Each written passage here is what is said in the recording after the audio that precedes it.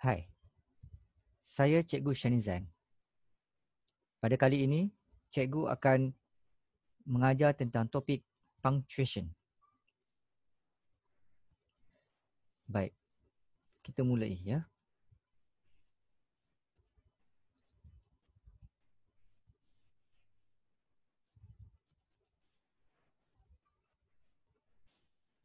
Punctuation.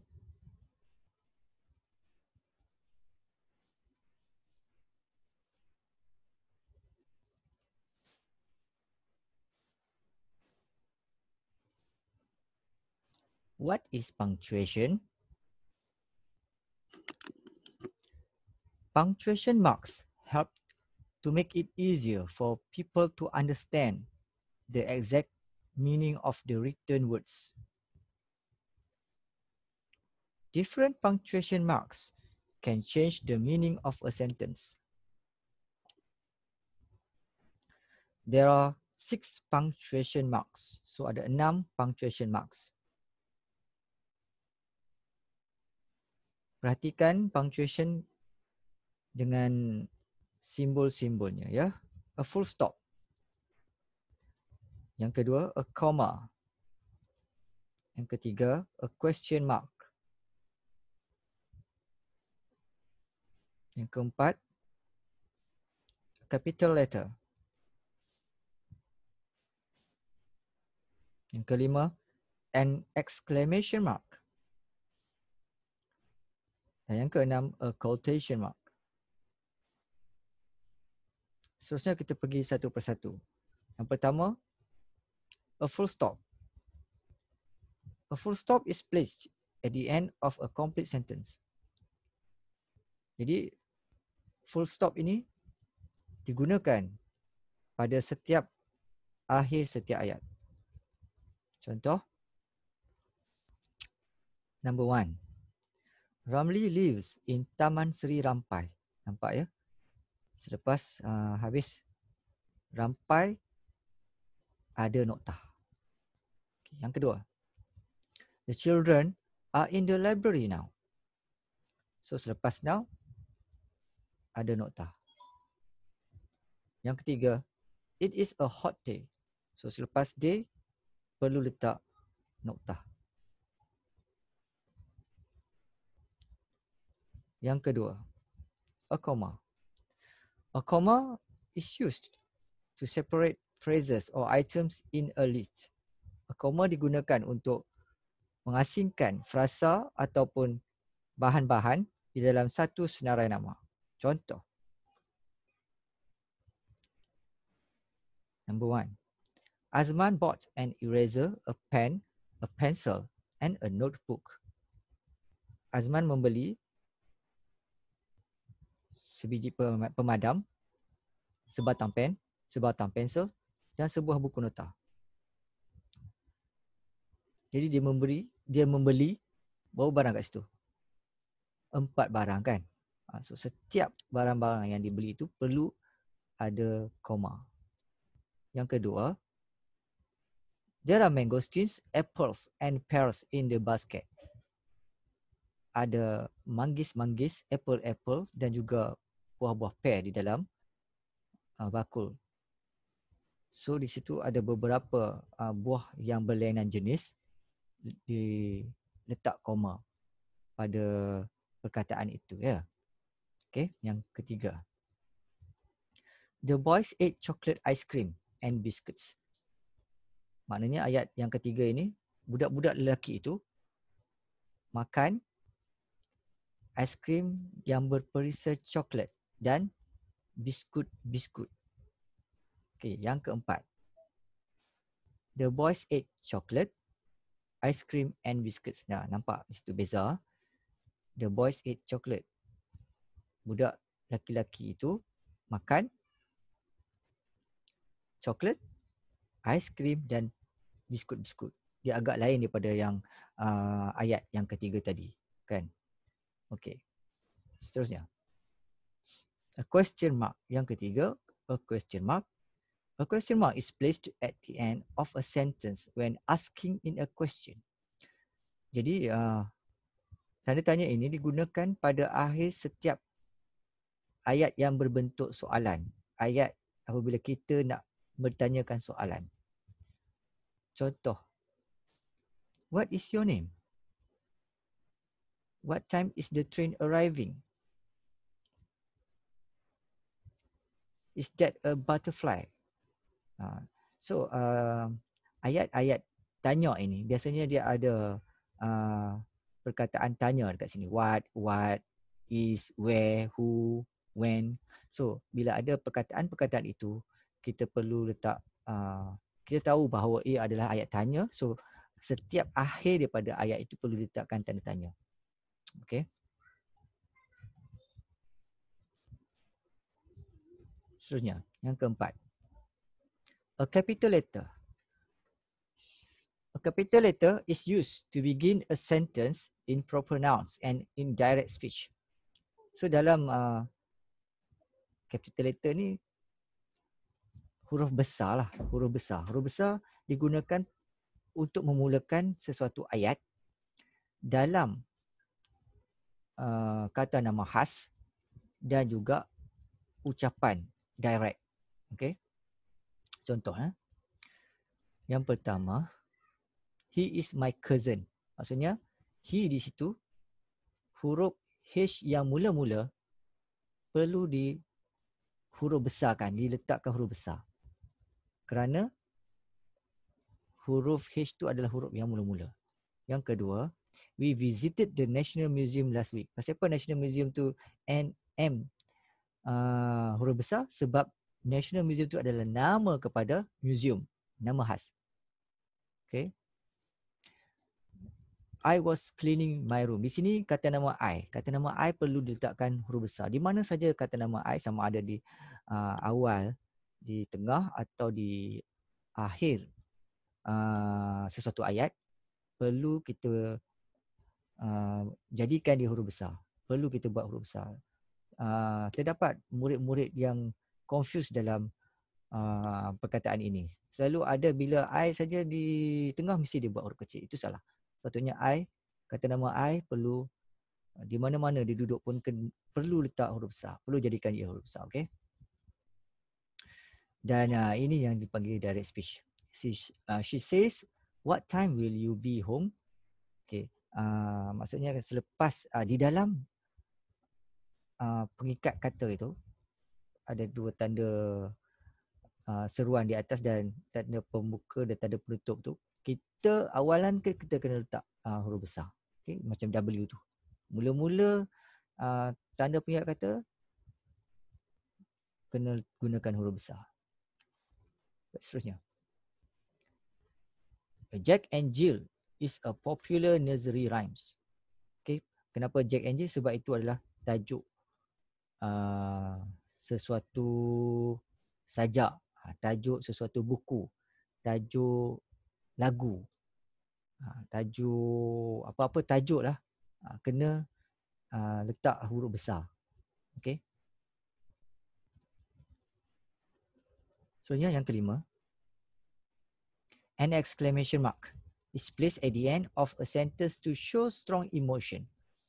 Exclamation mark, tanda seruan, digunakan pada setiap akhir sesuatu ayat untuk menunjukkan emosi yang kuat. Contohnya,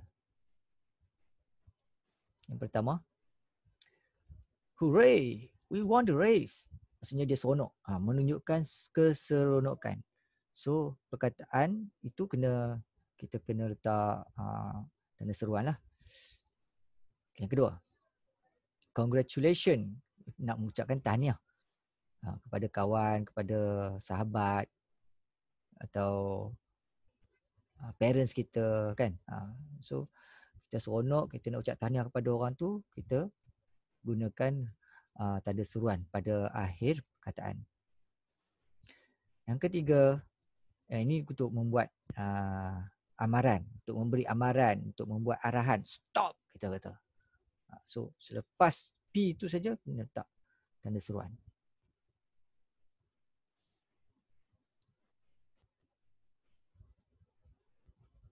Seterusnya, a quotation mark. Ini cikgu rasa yang terakhir. a quotation mark is used in a sentence or question to indicate speech or conversation. Quotation mark ini digunakan dalam ayat atau soalan yang terkandung dalam perbualan dan percakapan. Contoh. Yang pertama, fire. Fire, fire, shouted Anissa, nampak ni? Shouted. Dan ada juga nama. So bila kita nampak ini, kita kena letak quotation mark di dalam perkataan-perkataan inilah. Yang kedua, where do you live? Where do you live?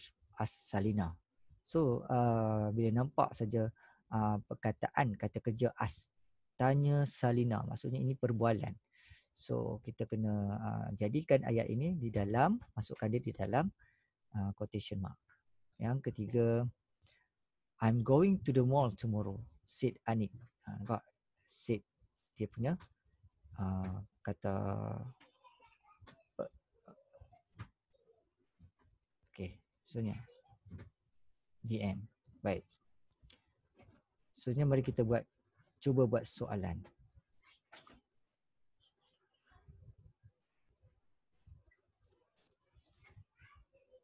Okay, soalan pertama. Choose the sentence with the correct punctuation. Khairil, Melinda and Fatin are learning Spanish during the school holidays.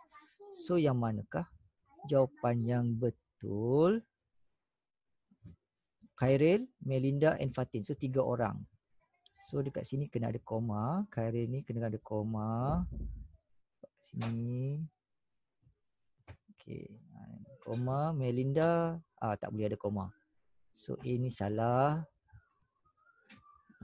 Khairil, Melinda and Fatin are learning Spanish during the school holidays. Yang ni lah C jawapan dia. Okay, sekejap saya ubah kasih dulu. Mana dia punya ni.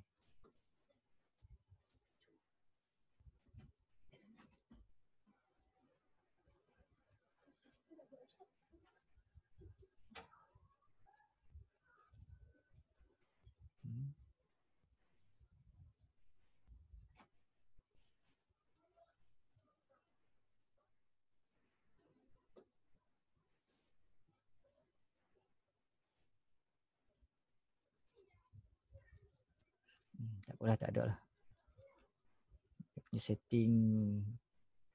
Cikgu mencari dia punya setting kat sini tak jumpa. Tak apa. Next, number 2. Choose the sentence with the correct punctuation. May I go to the bookshop, Mrs. Ong? Okay, M ni betul lah. Huruf besar. I huruf kecil. Salah. Salah. May I, M huruf kecil, salah. May, M huruf besar. Okay, betul. I huruf besar, betul. Go to the bookshop, betul. Ada koma. Mrs. Ong. Ini betul. D salah. So jawapan dia C. Next, number 3.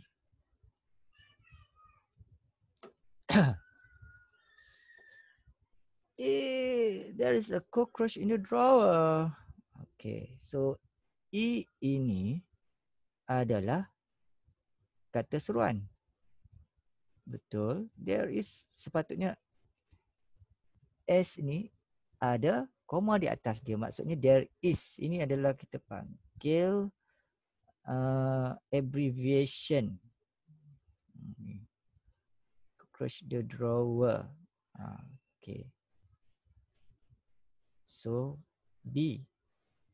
E. Salah ni. E. There's a cockroach in the drawer. So persamaan dia dekat B dengan D. Apa perbezaan dia? Ada seruan. Ini tak ada seruan. Okay, ini jawapan dia lah. D. Next, number 4. Aunt Mary is visiting us in June. So J ni nama kepada bulan, sepatutnya huruf besar lah. Okay, ni salah. Aunt Mary is visiting us. Pasal apa dia guna huruf kata tanda tanya ni? Ni bukan soalan ni. Salah juga. Aunt Mary is visiting us. Pasal apa you ni huruf besar? Salah juga. So jawapan dia ialah D. Okay. So rasa jawapan dia D. D. Next, number 5. Pasal apa A huruf kecil? Sepatutnya A huruf besar. Ni A huruf besar, A huruf besar. So C dengan A ni kita keluarkan dia. Salah. Ni pasal apa ni? Kenapa dia huruf besar? Tak perlu. Kaus bukan kata nama. So jawapan dia adalah B. B. Number 6. Please go to the shop and buy me some flour, sugar and eggs. Flour, sugar and eggs ni adalah bahan. Kita kena letak koma. Koma. Satu, betul. Okey. Tengok di belakang dia ayat dia. P huruf kecil pula. Salah lah. Ni. Yang ni betul. So, ini betul. Okey, ini betul. Yang ni F huruf besar. Salah lah. So, jawapan dia adalah C. Number 7. Doctor, I have a slight pain in my wrist, said Nina. Nampak? Ada said and Nina, kata nama orang. So, ini kena letak quotation mark. Okay, betul ada quotation mark. Tetapi dekat sini, doktor, okay, satu-satu ya. Ini. Okay, B salah. Sebab S tu huruf besar, tak boleh. N huruf kecil, salah ni. Sekarang tinggal 2, A dengan D. Yang mana satu? Doktor, I have a slight pain in my wrist, said Nina. Tapi kalau dia doktor, ini shouted, bukan said. Said ni dia cakap macam, cakap macam secakap halus je kan. So A jawapan dia. I think it's A lah. Okay, number 8. Which one of these handbags is Anita's? Okay, ini soalan ya, soalan. So soalan of course kena ada question mark. Inilah jawapannya. C. Okay. Number 9. Choose. Okay. Mr. and Mrs. Lau. Mr. and Mrs. Lau visited Korea and Japan in June. Macam mana dengan soalan ni? Macam mana dengan ayat ni? Macam betul je. Okay, tak apa. Tengok yang lain. B salah sebab J tu huruf kecil. Lagi Korea salah. C salah sebab huruf ini kata nama khas. Nama negeri kena huruf besar. Salah juga ni. Ini pun salah. Mr. and Mrs. kena huruf besar. So jawapan dia A. Number 10. Pak Abu rare goats, chickens, cows and ducks on his farm. Okay, Pak Abu rares goats and chickens, cows and ducks. Macam betul. Tak apa, kita tengok yang lain. Pak Abu, A huruf kecil, salah. Pak Abu rares goat, J huruf besar, salah. Sebab apa J huruf besar ni? F huruf besar tu salah. Pak Abu huruf kecil, salah. So jawapan dia ialah A. So mari kita semak jawapan kita. Yeay, kita betul semua. Tanya. Okey, tanya kepada Sir. Okey, sekian saja untuk kali ini. Jumpa lagi. Terima kasih. Bye-bye.